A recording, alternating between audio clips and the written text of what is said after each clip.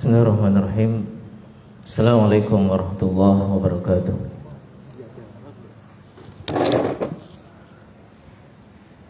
Alhamdulillah alladzi nazzala al-furqana ala 'abdihi liyakuna lil 'alamin nadhira wa wa'ada 'ibadar rahmani jannatal khuldi jazaa'an wa masira. Nahmaduhu subhanahu bima huwa lahu ahlun minal hamdi wa uthni alayhi wa uminu bihi wa atawakkalu alayhi man yahdihillahu fala mudilla lahu wa man yudlil fala hadiya lahu. Asyhadu an la ilaha illallah wahdahu la syarika lahu yahdi man yasha'u min ibadihi wa kafa bihi hadiyan wa nasira. Wa asyhadu anna Muhammadan abdullahi wa rasuluh arsalahu rabbuhu bil haqqi basyiran wa nadhira wa da'iyan ila Allah bi idnihi wa sirajan munira.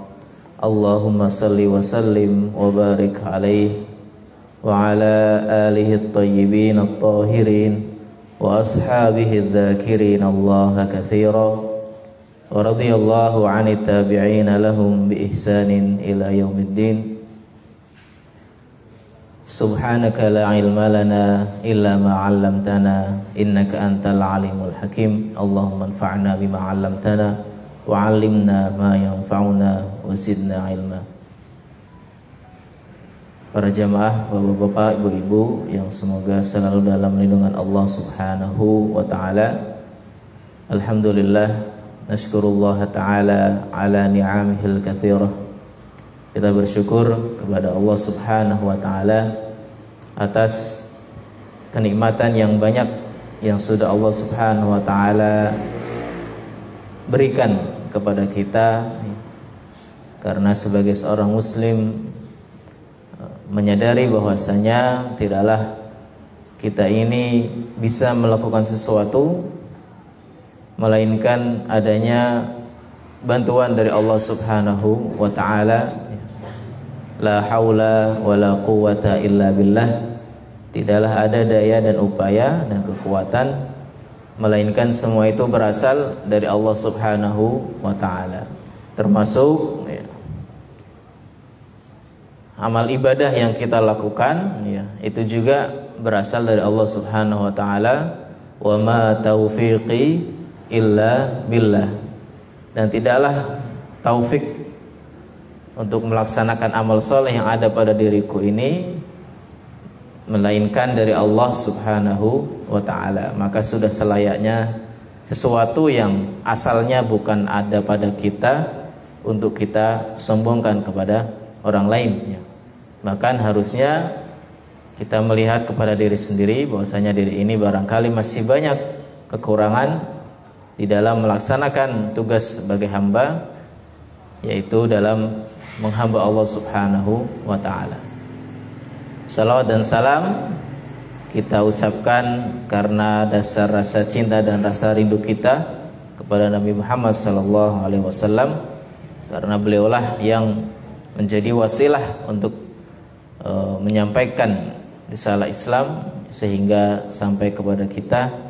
Dan tentunya kita juga menyadari bahwasanya menjadi umat Nabi sallallahu alaihi wasallam merupakan umat yang utama, umat yang akan terdepan nanti di dalam mendapatkan syafaat dari Rasulullah sallallahu alaihi wasallam atas izin Allah Subhanahu wa taala.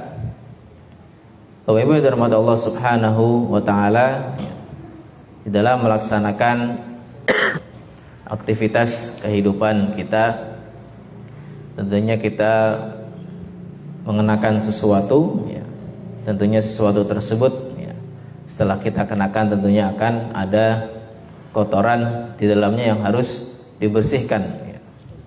Begitu juga hati kita yang kita gunakan di dalam keseharian kita tentunya bisa mengalami kekotoran, bisa terdapat kotoran di dalamnya karena mungkin di dalam menjalankan aktivitas harian kita sebagai seorang muslim ada hal-hal yang tidak sengaja kita lakukan, yang itu dapat mengotori dari hati kita, ya.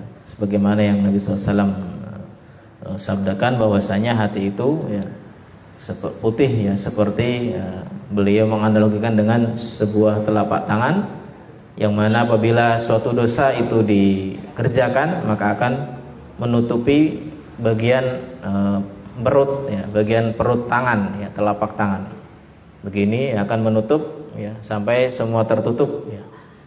Jadi sebelum hati itu menjadi tertutup dan menjadi sakit atau bahkan menjadi mati, ya, kita bersihkan dari noda-noda itu dengan berzikir kepada Allah Subhanahu wa ta'ala, dengan melaksanakan kewajiban-kewajiban yang sudah Allah bebankan kepada kita sebagai seorang muslim yang mukallaf, ya, yang diberikan beban untuk menjalankan syariat Allah Subhanahu wa ta'ala.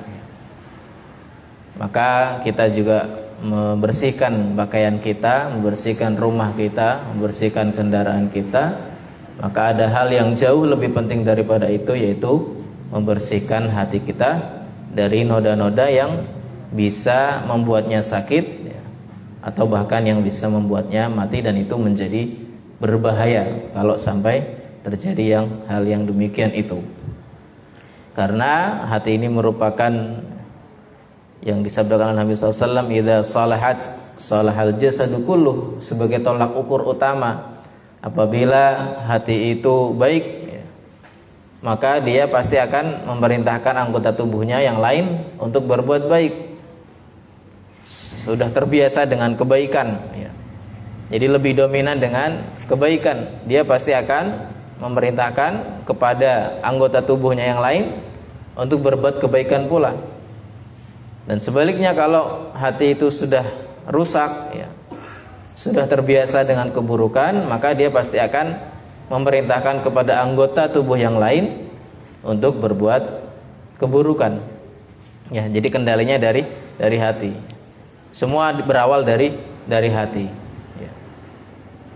Dari hati, kemudian akan diproses dengan otak, ya, kemudian akan memberikan suatu perintah kepada tangan, kepada kaki, atau kepada mata untuk melakukan sesuatu. Ya. Jadi kalau hati itu kemudian bersih, ya, sehat, tidak ada noda tapi sedikit, ya, lebih banyak bersihnya daripada kotornya, maka dia akan menyuruh kepada anggota tubuhnya untuk selalu berbuat kebaikan, ya, kepada sesama manusia dan juga menjalankan kewajiban kepada Allah Subhanahu wa ta'ala. Dan sebaliknya, kalau yang di dalam hati itu dominan kotoran, maka akan menyuruh kepada keburukan.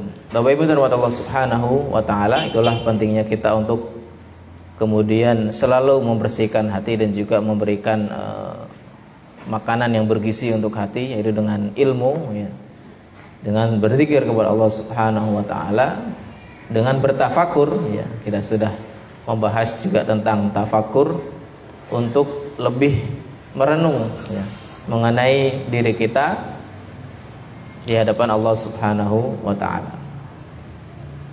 Maka kemudian kita masih membahas mengenai tema yang berkaitan dengan hati, ya, dan masih berada di kitab Al-Hikam, ya. Nanti kalau kita selesai di kitab ini, kita insyaallah akan lanjutkan ke kitab-kitab yang lain yang masih setema, ya, yang mengenai tentang tazkiyatun nafas, atau membersihkan hati, ya.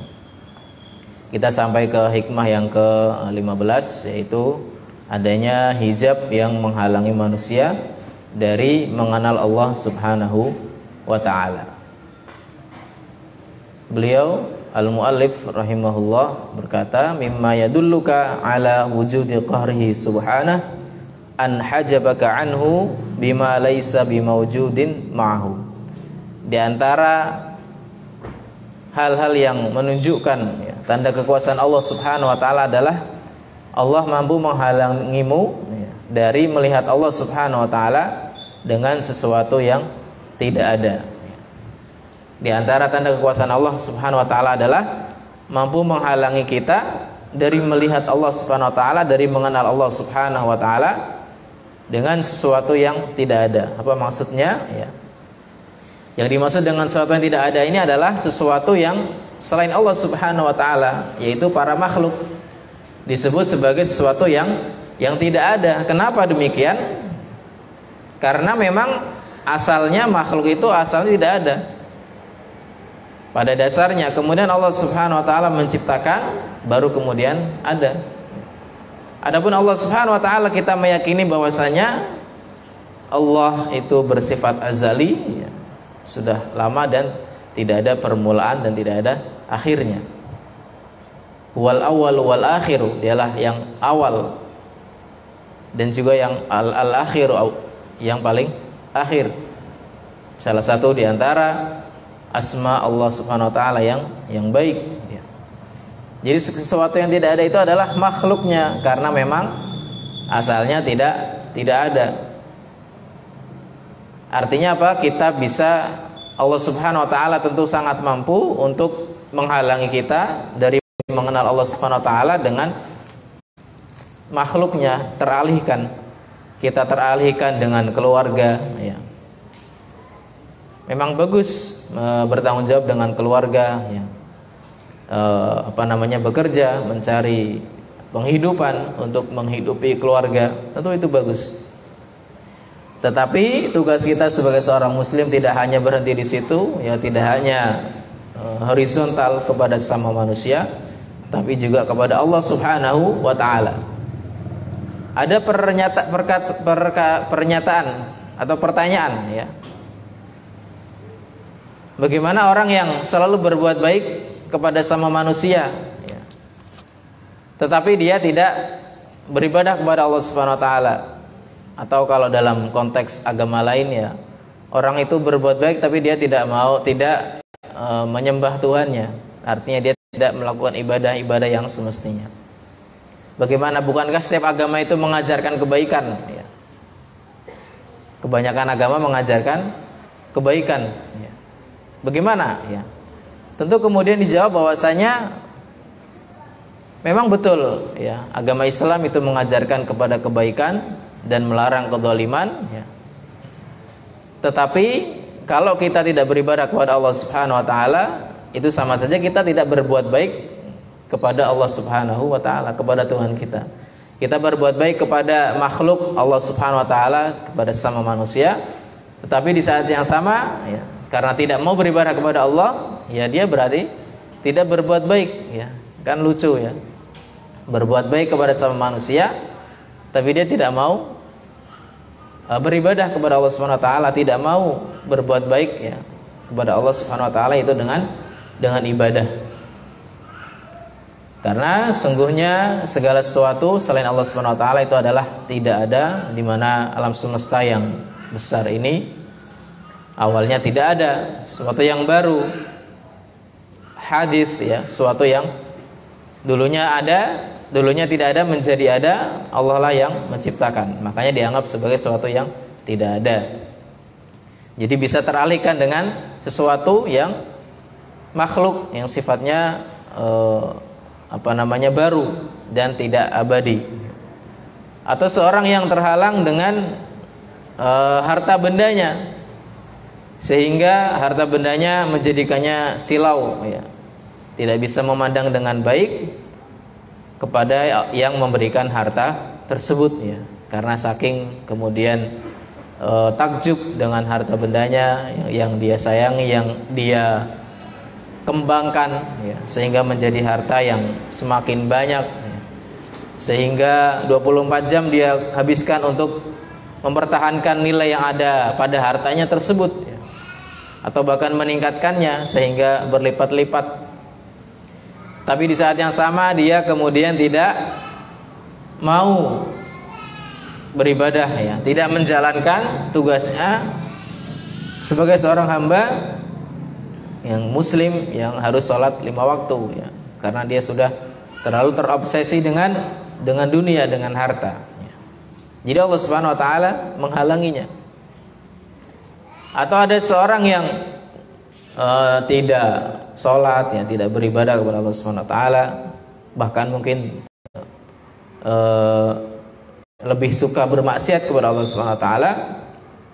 Tapi kenapa masih tetap diberikan kenikmatan yang banyak? Orang-orang yang zalim ya, tetap masih diberikan kenikmatan-kenikmatan yang banyak. Kenapa gitu ya? Maka bahwasanya dunia itu bukanlah tolak ukur seseorang itu dimuliakan oleh Allah Subhanahu wa taala. Bahkan bisa jadi menjadi sesuatu yang diulur-ulur oleh Allah Subhanahu wa taala, atau dalam istilahnya adalah istidraj. Sanastadrijuhum min haitsu la ya'lamun. Kami akan ulur-ulur mereka dari sesuatu yang tidak mereka mengetahuinya. Ya. Diberikan terus kemudahan-kemudahan, di saat yang sama dia tidak bermaksiat kepada Allah Subhanahu wa taala. Dia tidak sadar bahwasanya Allah sedang mengangkatnya tinggi-tinggi untuk kemudian menjatuhkannya dengan keras. Seperti Firaun ya, yang menjadi seorang raja yang dengan kekuasaannya ya, dia bisa melakukan apapun ya, sehingga dia kemudian merasa menjadi Tuhan ya. Begitu Allah Subhanahu wa taala mengutus Nabi Musa dan Harun untuk menyampaikan dakwah, untuk menyembah Allah Subhanahu wa taala, dia tidak mau. Nah, itu adalah bentuk istidraj ya. Begitu juga Qarun ya, yang dulunya tidak punya apa-apa, kemudian berdoa kepada Allah SWT dan diberikan harta yang banyak, dia kemudian terlena dengan hartanya tersebut sehingga dia lalai dan berlaku sombong di muka bumi. Fa khasafna bihi wa bidarihil ard. Maka kemudian Allah siksa dengan membenamkan Qarun beserta hartanya ke dalam bumi. Maka namanya harta karun ya. Harta yang terpendam ya. Karena itu adalah sejarahnya seperti itu. Hartanya Qarun terpendam di dalam bumi, sehingga kalau ada orang yang menemukan harta benda yang berharga di dalam bumi disebut sebagai harta karun ya. Jadi itu adalah istidraj, di mana Allah Subhanahu wa taala menghalangi sesuatu, menghalangi seorang dengan makhluknya untuk mengenal Allah Subhanahu wa taala. Maka ini bukan sesuatu tolak ukur yang baik mulia seseorang atau tidak, bukan dilihat dari hartanya. Dilihat dulu hartanya ini digunakan untuk kebaikan apa justru melalaikan. Hartanya ini digunakan untuk ketaatan atau kemaksiatan, dilihat dulu.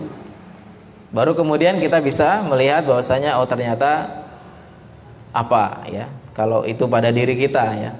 Tentunya kita melihat kepada diri kita, kita sibukkan diri kita dengan sesuatu tersebut ya, kita introspeksi terus apakah harta yang selama ini Allah Subhanahu wa taala titipkan ini menjadi sarana ibadah kepada Allah Subhanahu wa taala atau bahkan sebaliknya. Lau kanatid dunya ta'dilu janaha ba'udatin ma saqal kufaru syurbata ma'in. Seandainya dunia ini itu memiliki nilai di sisi Allah Subhanahu wa taala, bahkan nilainya itu hanya sebelah sayap nyamuk, nyamuk ba'udah.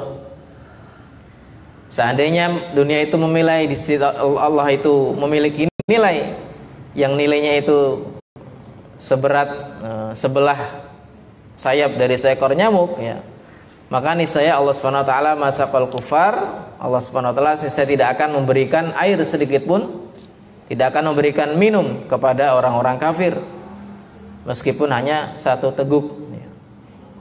Artinya apa? Ya, jadi dunia ini adalah bukan menjadi tolak ukur, meskipun tentunya kita di dalam menjalankan rukun Islam itu membutuhkan harta. Artinya Islam ini dalam memandang harta bukan sesuatu yang mutlak ya, bukan sesuatu yang kalau orang berharta itu pasti baik ya. Belum tentu.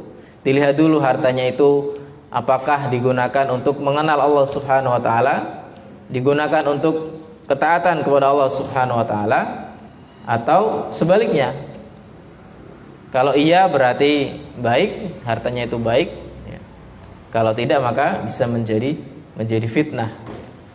Karena memang ya, agama ini juga membutuhkan harta ya.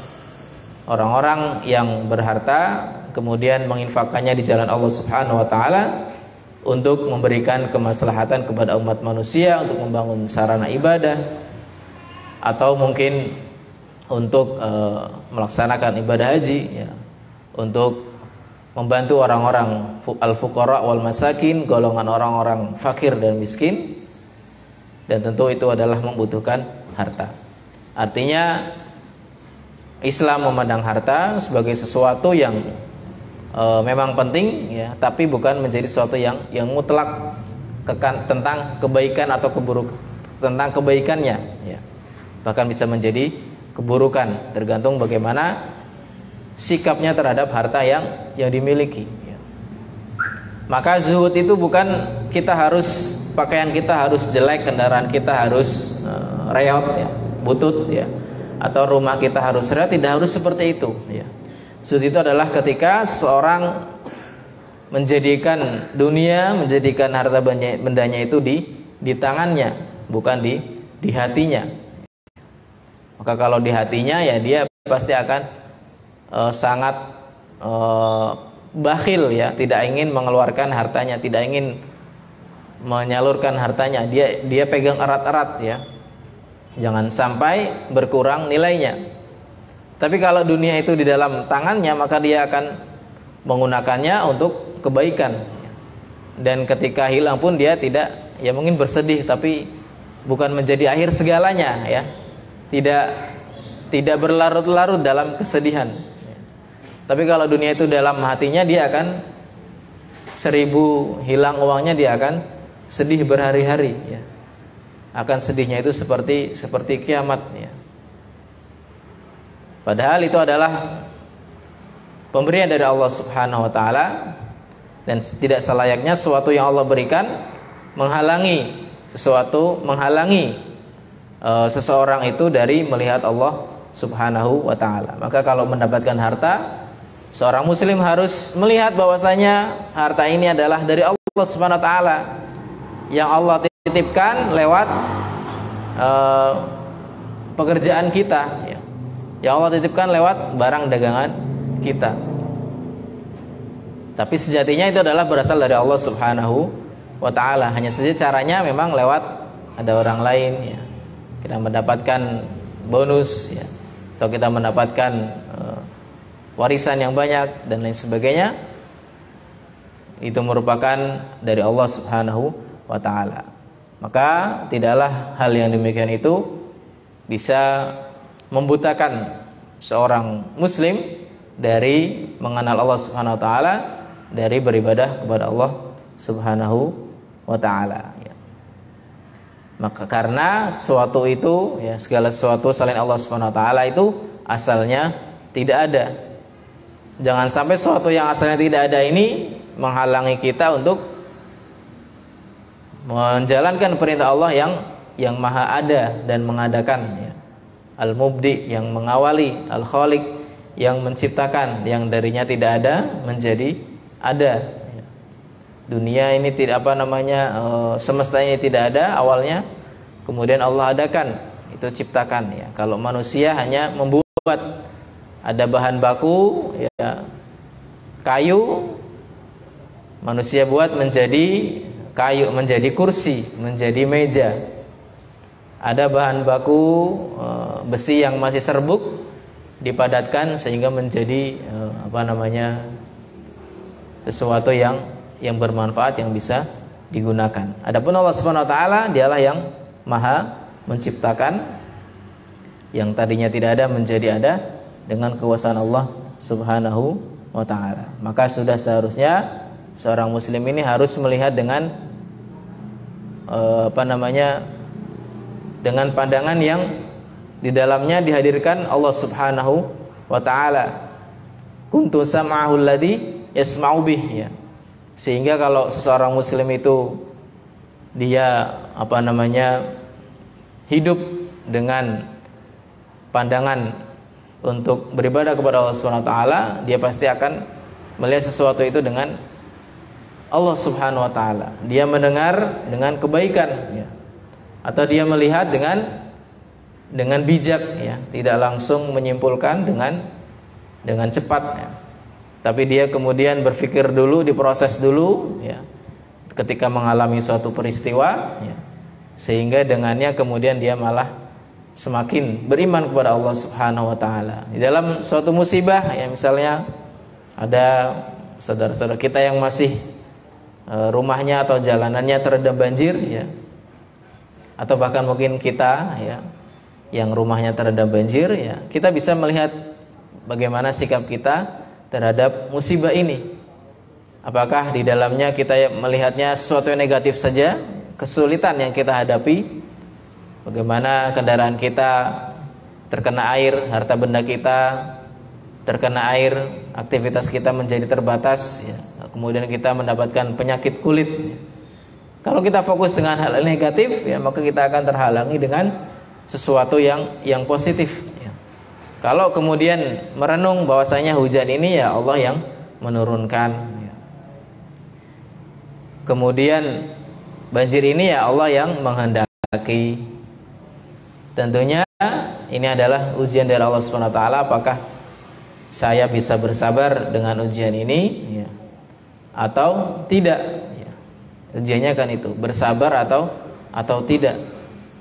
Maka itulah peristiwa-peristiwa yang kita harus, sebagai seorang mukmin yang cerdas, harus bisa melihat dengan baik.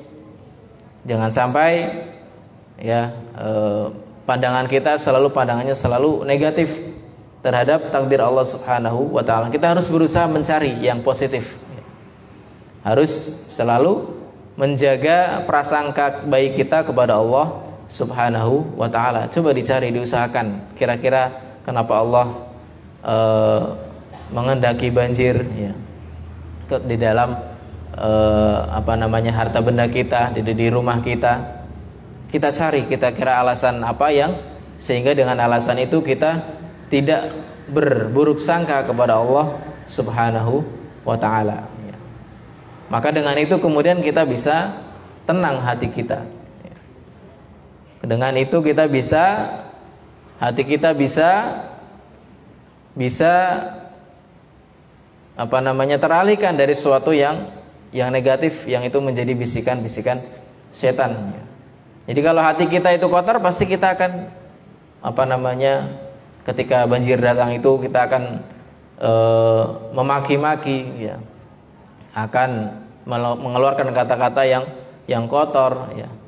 Di dalam hatinya ada prasangka buruk kepada Allah Subhanahu wa taala, ya. Kalau hatinya kotor, kalau hatinya bersih, maka dia akan berusaha untuk melihat hikmah yang ada di balik musibah banjir ini, ya.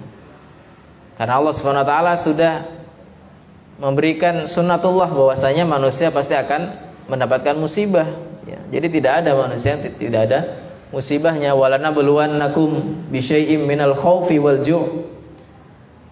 Dan sungguh benar-benar, ya, di sini menggunakan lam takkid dan juga nun takkid, di depannya lam, di belakangnya nun.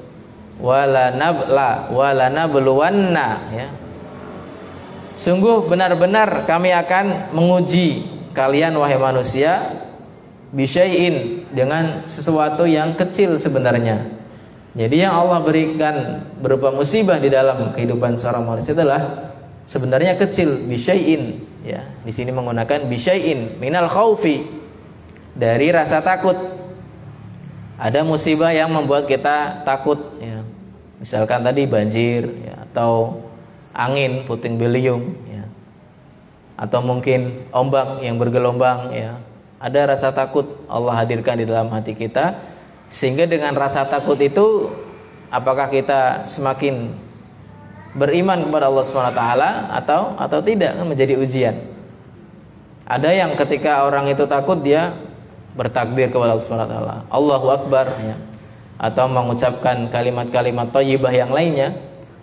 Atau ada juga orang yang kemudian ketika mendapatkan rasa takut di dalam hatinya, dia tidak mengucapkan hal itu, ya. Dia malah mengucapkan kata-kata yang tidak baik, ya, atau prasangka buruk yang ada dalam hatinya. Wal ju'i, dan kelaparan, ya. Kadang-kadang ada gagal panen, ya, karena diterjang banjir, hujan lebat, ada hama, atau mungkin kita mengalami paceklik ya. Paceklik padi ya. Kalau zaman sekarang, kalau misalkan negara itu tidak bisa menghasilkan hasil bumi ya, berupa beras atau makanan pokok, buah-buahan, sayur-sayuran, gampang kalau zaman sekarang bisa mengimpor ya dari negara lain ya. Dan itu bisa hidup ya dari impor saja. Seperti negara yang kecil, negara Singapura yang tidak memiliki lahan untuk bercocok tanam, tapi menjadi negara maju ya karena dia bisa menghasilkan sesuatu dari yang lain dan bisa menghidupi warganya dari negara-negara lain, beli dari negara yang lain. Tapi kalau zaman dulu ya mungkin belum bisa.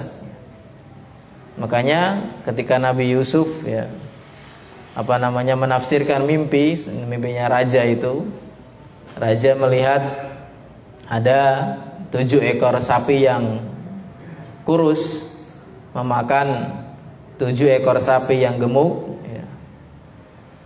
Kemudian bertanya kepada Nabi Yusuf ya, pelayannya raja ini, apa maksud dari takwil mimpi ini ya. Karena sebelumnya Nabi Yusuf sudah mentakwilkan mimpi dari dua pelayan yang di penjara yang menjadi satu dengan Nabi Yusuf dalam satu penjara itu, dan bertanya tentang takwil mimpi ya. Makanya kemudian pelayan tersebut ingat ya, waddakara ba'da ummatin ya. Padahal sebelumnya sudah dipesani oleh Nabi Yusuf, wahai kamu ya yang secara takwil mimpi itu selamat ya, aman, tidak dibunuh ya. Tolong nanti sampaikan kepada raja ya, kalau saya ini memiliki kemampuan dalam mentakwil mimpi yang Allah berikan. Tapi kemudian dia lupa, waddakara ba'da ummatin, baru kemudian setelah beberapa saat dia ingat, oh iya, Yusuf, saya kan punya teman namanya Yusuf yang bisa mentakwil mimpi, menafsirkan mimpi ya. Kalau gitu saya tanya aja mimpi raja kepada dia. Kemudian diceritakan tadi mimpinya adalah yang pertama dia akan negara Mesir itu akan diberikan oleh Allah SWT 7 tahun masa subur, masa makmur ya, swasembada ya. Kalau dulu kita sempat mengalami swasembada ya, artinya surplus dalam kebutuhan konsumtif kita selama 7 tahun berturut-turut ya. Kemudian 7 tahun berikutnya paceklik ya. Maka kemudian Nabi Yusuf mengatakan ya, ketika 7 tahun yang pertama itu makan sekedarnya saja ya. Di sekedarnya, jangan berlebih-lebihan, jangan dibuang-buang, diusahakan untuk bisa hemat ya. Bisa cukup, jangan dibuang-buang. Agar apa? Agar makanan tersebut bisa bertahan untuk 7 tahun di masa paceklik ya. Maka dari itu kemudian Nabi Yusuf ya diangkat menjadi bendahara kerajaan ya, pada saat itu, karena beliau sudah berjasa kepada rajanya di dalam menghadapi atau di dalam menafsirkan mimpi. Bapak Ibu rahmatullah subhanahu wa ta'ala ya. Itulah segala sesuatu yang Allah berikan kepada kita ya.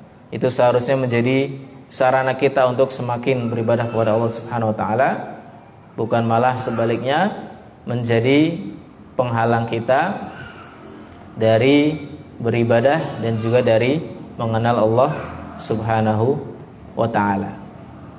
Maka setiap peristiwa-peristiwa yang ada dalam hidup kita, baik itu baik ataupun buruk, kalau baik ya kita tidak terlena ya, kita tentunya bersyukur kepada Allah Subhanahu wa taala, dan itu juga menjadi ujian sama wa nabluukum bisyarri wal khairi fitnah, dan kami akan menguji kalian dengan bisyarri, dengan keburukan, wal khairi, dan kebaikan, dengan kenikmatan, fitnah ya, sebagai ujian. Artinya peristiwa-peristiwa baik yang dalam diri kita juga itu ujian ya. Kita mendapatkan anak ya, kita mendapatkan harta benda, kita mendapatkan promosi jabatan, kita mendapatkan partner bisnis yang berpotensi untuk meningkatkan bisnis kita ya. Itu merupakan ujian dari Allah Subhanahu wa taala. Begitu juga di dalam keburukan, dalam musibah, itu juga ujian dari Allah Subhanahu wa taala. Minal amwal, manaksi minal amwali, harta kita berkurang ya. Kemarin kita sudah mengalami masa pandemi yang tadinya bekerja menjadi di PHK ya, atau yang kerja tapi gajinya dikurangi ya. Itu adalah ujian. Manaksi minal amwali wal anfus, dan juga berkurangnya jiwa. Artinya kita diuji dengan meninggalnya anggota keluarga kita yang kita sayangi, orang tua kita, anak-anak kita, kerabat kita, atau mungkin sahabat kita yang sudah berjasa, yang sudah amat baik kepada kita. Itu juga ujian dari Allah Subhanahu wa taala. Dan juga wathamarat, dan buah-buahan ya, tadi sudah dibahas. Adanya buah-buahan yang tidak bisa panen, kita punya sawah, kita punya kebun, tidak bisa panen karena adanya hama, atau karena adanya banjir, adanya angin, dan lain sebagainya. Wa basyiris sabirin, dan berikanlah kabar gembira kepada orang-orang yang bersabar. Bagaimana orang-orang yang bersabar itu? Alladzina idza asabathum musibah, apabila musibah itu menimpa mereka, qalu, mereka berkata, inna lillah, sungguhnya kami ini milik Allah Subhanahu wa taala, wa inna ilaihi, dan sungguhnya kami ini kepadanya rajiun, akan kembali. Jadi setiap musibah, tidak hanya musibah kematian, kita mengucapkan inna lillahi wa inna ilaihi rajiun, tapi semua. Kalau kita tadi musibahnya tadi apa? Ketakutan, kita mengalami rasa takut ya. Kemudian minal khaufi wal ju'i, kelaparan. Kemudian wa naqsi minal amwal, berkurangnya harta, berkurangnya pendapatan ya. Kemudian wal anfus ya, ada yang meninggal dari karib kerabat kita, anggota keluarga kita, wa thamarat, dan juga berkurangnya buah-buahan. Itu adalah musibah yang kesemuanya itu kita ucapkan kalimat istirja, inna lillahi. Istirja itu adalah mengembalikan semuanya kepada Allah Subhanahu wa taala. Inna lillahi wa inna ilaihi rajiun. Tapi kalau kita biasanya sudah terbiasa kalau inna lillahi itu kaitannya dengan meninggal ya. Padahal tidak hanya meninggal saja, tetapi semua yang di dalamnya ada musibah ya. Apapun itu bentuknya, kita mengucapkan kalimat yang menghibur kita. Kita hibur diri kita bahwasanya kita ini milik Allah, kita ini enggak punya apa-apa. Harta benda itu Allah titipkan, keluarga juga Allah titipkan, Allah yang memberikan. Suatu saat Allah akan mengambil, bahkan diri kita juga sama. Diri kita ini adalah tadinya tidak ada menjadi ada, Allah hanya sementara saja. Suatu saat akan Allah ambil, akan kembali.